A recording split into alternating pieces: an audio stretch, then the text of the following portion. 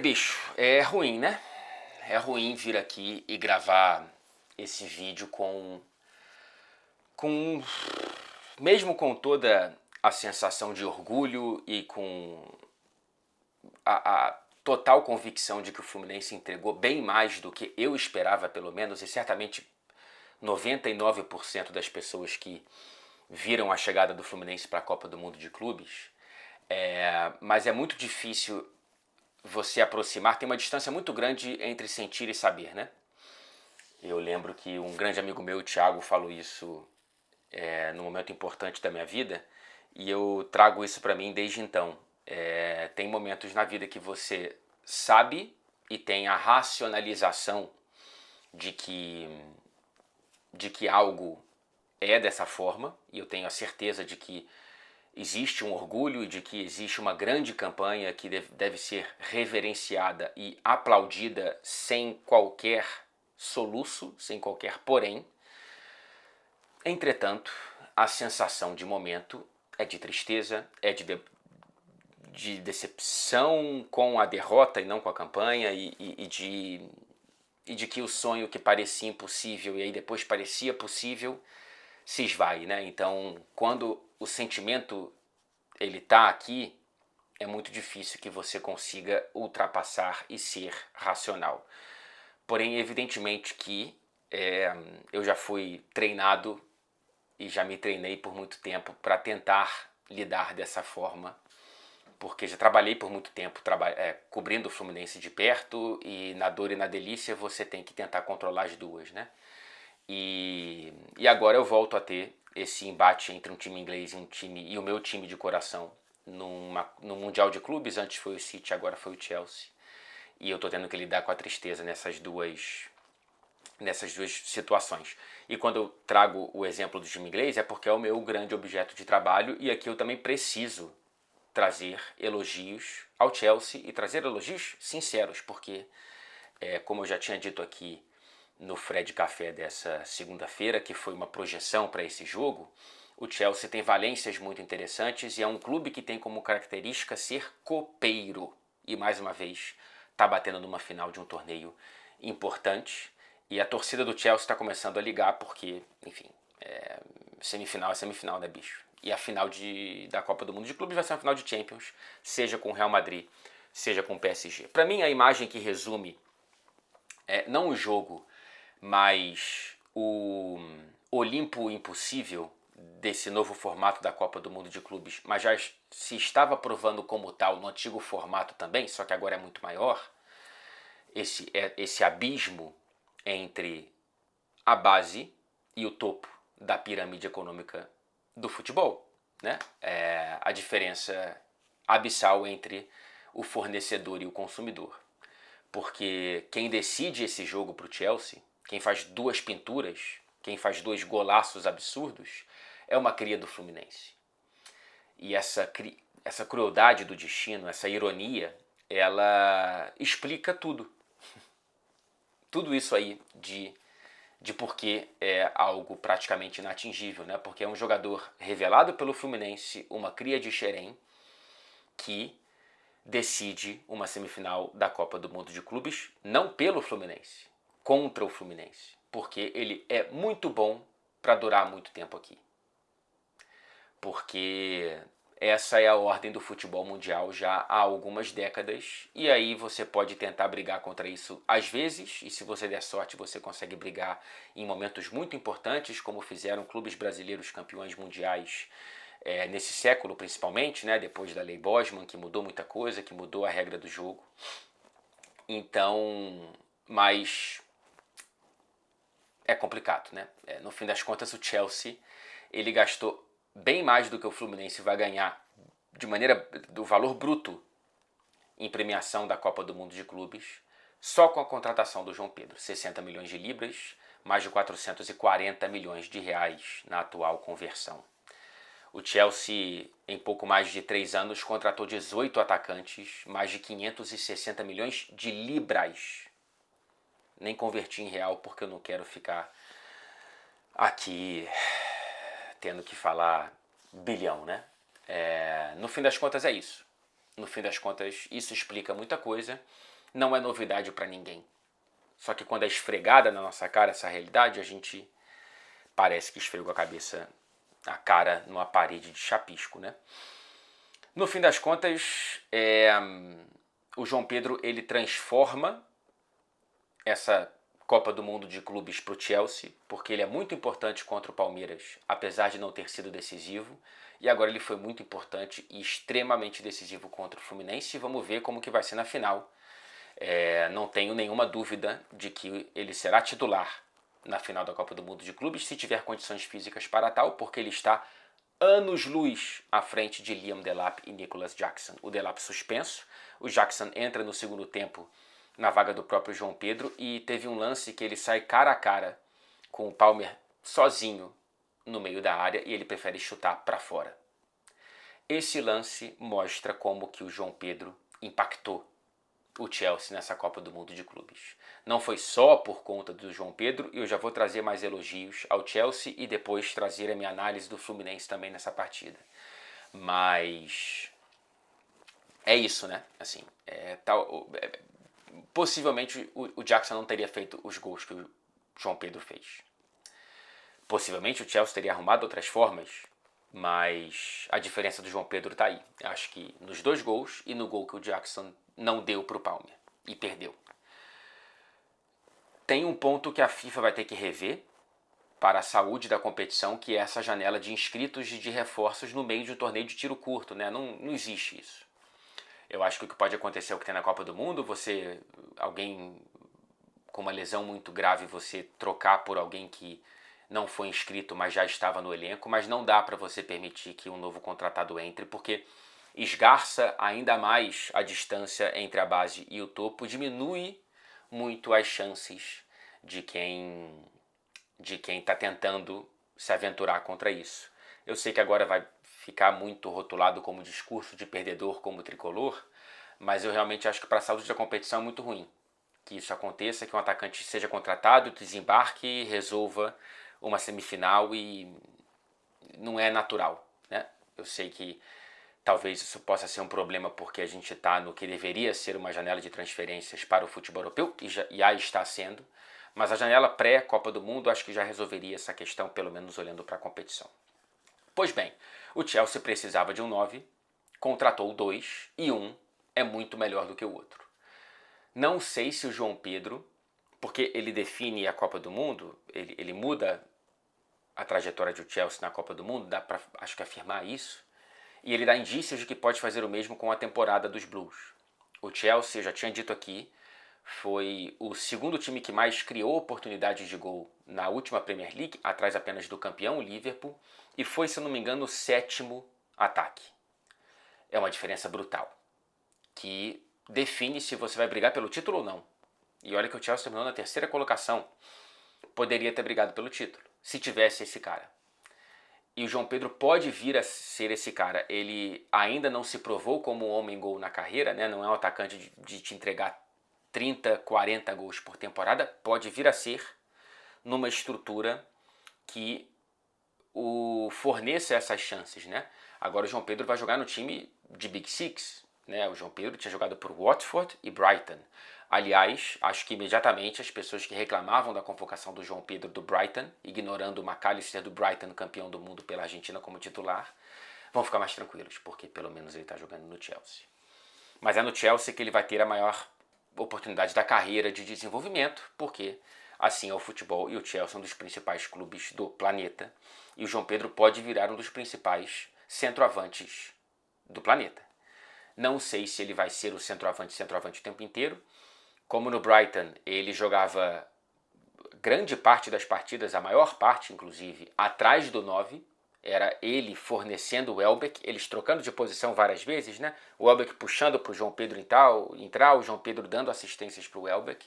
Ele pode fazer isso com o Jackson, com o Delap, porém, seria muito interessante, inclusive como alguém que quer ver finalmente um grande centroavante na seleção brasileira depois de muito tempo, que seja nessa posição que o João se desenvolva. É um cara que eu gosto muito, muito gente boa, já trocamos várias ideias e já entrevistas desde que ele chegou por aqui. e fico feliz por ele, apesar de ficar com esse gosto amargo contra o meu time. Mas é revelado por nós, né? É o que dá pra gente vibrar nesse momento. O Chelsea foi bastante melhor, né? Por isso que eu acho que não dá para afirmar que sem o João Pedro o Chelsea não teria vencido. Acho que provavelmente teria arrumado outras maneiras de vencer o Fluminense, porque foi... No segundo tempo, inclusive, teve momentos de passeio do Chelsea. Eu sei que o roteiro do jogo ajuda nisso, né? E o roteiro do jogo tem algumas crueldades com o Fluminense. O Chelsea faz 1-0 num gol de rara felicidade do João Pedro, que é o grande golaço. O segundo também é um golaço, mas o primeiro ainda mais. Aí o Fluminense consegue criar a chance do Hércules, tirada quase que em cima da linha pelo Cucurella, numa falha do Sanches. Aliás, o Chelsea parece ter resolvido a posição carente lá na frente, precisa resolver a posição carente lá atrás. O Robert Sanches é um goleiro fraco, não é goleiro de nível de Chelsea, eu tô falando isso há muito tempo. Depois tem o lance do pênalti. Pois bem, no meu âmago, em teoria, prefiro que esse lance não seja pênalti em lugar nenhum. Porque é uma bola que desvia muito em cima do zagueiro e eu tendo a achar que ela desvia na coxa do Chalobah um pouquinho antes, ou resvala pelo menos de pegar na mão dele. E eu não acho que tenha sido um movimento proposital. Eu acho que ele está tentando tirar o braço, apesar de parecer que ele está colocando a mão na bola. E é um lance de pênalti de VAR, né? Acabou que o VAR tirou esse pênalti. E aí eu já não entendo mais nada, tá? É que eu admito a minha ignorância. Eu leio a regra e eu não consigo entender porque esse pênalti foi tirado. Eu vou querer depois ler e ouvir a posição do Vitor Sérgio Rodrigues, que é uma grande referência em arbitragem na mídia brasileira hoje, porque eu não consigo entender. É a regra mais temperamental do futebol há anos e eu já cansei de tentar entender. Não posso cansar porque é o meu papel entendê-la como jornalista, mas eu acho essa regra... Nossa, cara, é tão cansativo tentar entender, e aí a cada 3 meses muda-se a interpretação, e aí a cada jogo muda-se o padrão de interpretação, depende da competição, do continente, do árbitro, da cor da bola.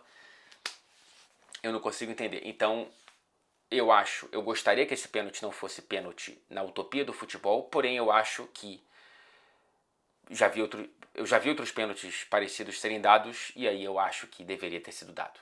Que não deveria ter tido a intervenção do VAR se foi na frente do árbitro e ele viu a mão na bola.